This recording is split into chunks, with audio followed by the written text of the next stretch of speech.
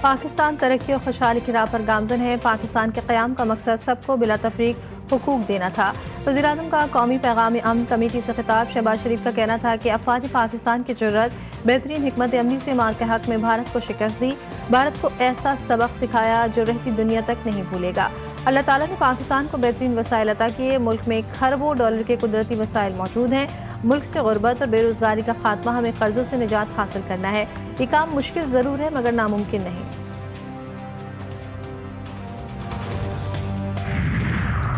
وزیراعظم شہباز شریف سے قومی پیغام امن کمیٹی کے وفد کی ملاقات۔ وفاقی وزیر اطلاعات عطا طاہر کہتے ہیں کہ قومی پیغام امن کمیٹی نے دہشت گردی کے خلاف فعال کردار ادا کیا۔ طاہر محمود اشرفی نے کہا کہ بیانیے کی جنگ میں صف اول میں کردار ادا کریں گے۔ وزیراعظم فیلڈ مارشل کا واضح پیغام ہے کہ پاکستان کا امن سب سے زیادہ عزیز ہے۔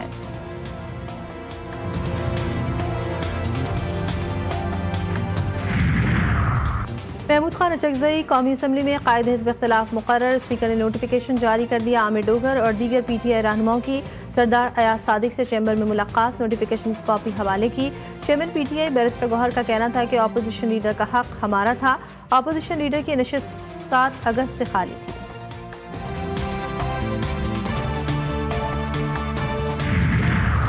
الیکشن کمیشن نے گوشوارے جمع نہ کروانے پر 159 ارکان کی رکنیت معطل کر دی۔ 9 سینیٹرز، 32 قومی اور پنجاب اسمبلی کے 50 ارکان شامل اختر مینگل، خالد مقبول صدیقی، ارشد ووہرا، عبدالقادر گیلانی، علی موسیٰ گیلانی، سائرہ افضل طارر، مہرین رزاق بھٹو، فوزیہ ارشد، عابد شیر علی، مراد سعید، نور الحق قادری اور وفاقی وزیر مصدق ملک کی رکنیت معطل۔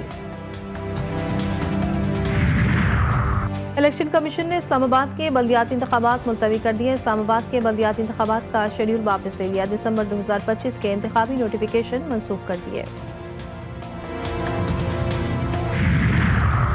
اور ایران نے امریکی بیانات کو عالمی قوانین کی خلاف ورزی قرار دے دیا۔ ایرانی وزیر خارجہ عباس عراقچی کا اقوام متحدہ کو خط۔ ایران میں بیرونی مداخلت کی مذمت کرنے کا مطالبہ، کہا کہ پرامن مظاہروں کو مسلح فسادات میں بدلا گیا۔ امریکہ اور اسرائیل نے فسادیوں کی حمایت کی۔ عباس عراقچی کا چین اور سعودی وزراء خارجہ سے بھی رابطہ، ایران کی صورتحال پر تشویش کا اظہار۔ ایران میں جاری قتل و غارت کو روکنے کے لیے تمام آپشن زیر غور ہیں۔ امریکہ کا ایک بار پھر تہران کو سخت پیغام۔ اقوام متحدہ کی سلامتی کونسل میں خطاب کرتے ہوئے امریکی مندوب نے کہا کہ لاکھوں ایرانی حکومت کے خلاف احتجاج کر رہے ہیں۔ ہم ایران کے بہادر عوام کے ساتھ کھڑے ہیں۔ مظاہرین کا قتل عام رکنا چاہیے۔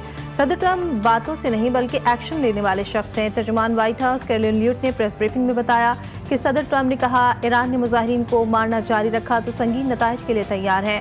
ٹرمپ نے ایران میں 800 پھانسیوں پر عمل درآمد رکوا دیا۔ ٹرمپ انتظامیہ کے ایران کی صورتحال پر گہری نظر ہے۔ امریکی مندوب جھوٹے غلط بیانی کا سہارا لیا۔ امریکہ کے الزامات پر ایران کا جواب۔ ایرانی مندوب سعید ایروانی کا سلامتی کونسل میں خطاب کے دوران کہنا تھا کہ ایرانی اہلکاروں نے شہریوں کے تحفظ میں اپنی جانیں دیں۔ امریکہ کا ایران کی صورتحال پر سلامتی کونسل کا اجلاس بلانا شرمناک ہے۔ مظاہرین پر داعش کی طرز کے حملے کیے گئے۔ نام نہاد انسانی حقوق تنظیمیں اسرائیلی ایجنڈے کو آگے بڑھا رہی ہیں۔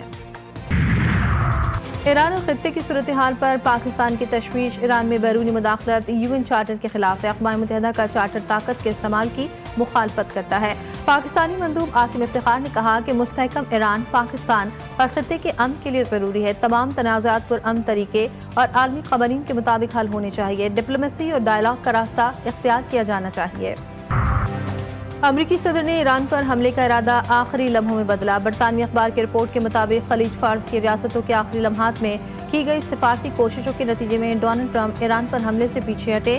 سعودی عرب، قطر اور عمان نے امریکہ کے ساتھ ہنگامی مذاکرات کیے جس کا مقصد ٹرمپ کو فوجی کارروائی مؤخر کرنے اور ایران کو نیک نیتی ظاہر کرنے کا موقع دینے پر قائل کرنا تھا۔ نتن یاہو کی صدر ٹرمپ سے ایران پر حملہ نہ کرنے کی اپیل کی۔ نیو یارک ٹائمز کا دعویٰ۔ رپورٹ کے مطابق خدشہ تھا ایران حملے کے جواب میں اسرائیل کو نشانہ بنائے گا۔ نتن یاہو نے عسکری کارروائی کے بجائے سفارتی حل تجویز کیا۔ امریکی قیادت کو بتایا جنگ عالمی معیشت اور سیکیورٹی متاثر کرے گی۔ صدر ٹرمپ نے فوری حملے سے گریز کرنے کا عندیہ دیا۔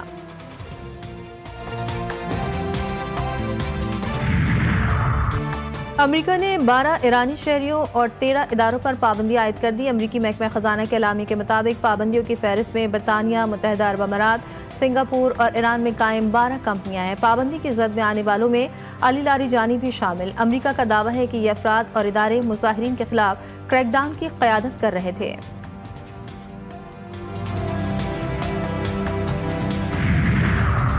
قومی اسمبلی میں اپوزیشن لیڈر کا معاملہ آج حل ہونے کا امکان۔ اسپیکر ایاز صادق کے زیر صدارت اجلاس اسپیکر نے عامر ڈوگر کو اپنے چیمبر میں بلا لیا۔ اسپیکر ایاز صادق کی جانب سے اہم اعلان متوقع۔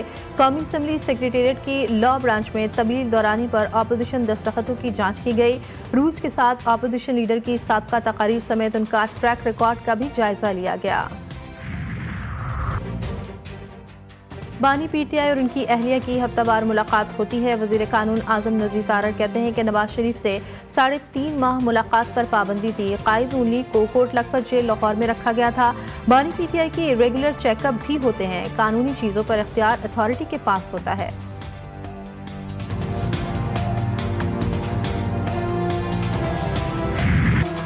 پاکستان اسٹاک ایکسچینج میں تیزی کا رجحان۔ ہنڈریڈ انڈیکس میں 3,219 پوائنٹس کا اضافہ۔ تیزی کے باعث انڈیکس کی 3 نفسیاتی حدیں بحال۔ انڈیکس میں 1,84,675 پوائنٹس کی سطح پر ٹریڈ کر رہا ہے۔ حکومت کا پیٹرولیم مصنوعات کی قیمتیں برقرار رکھنے کا فیصلہ۔ پیٹرول اور ڈیزل کی قیمتوں میں کوئی اضافہ یا کمی نہیں کی گئی۔ آئندہ 15 روز کے لیے ہائی اسپیڈ ڈیزل 257 روپے 8 پیسے، پیٹرول کی قیمت 253 روپے 17 پیسے فی لیٹر برقرار۔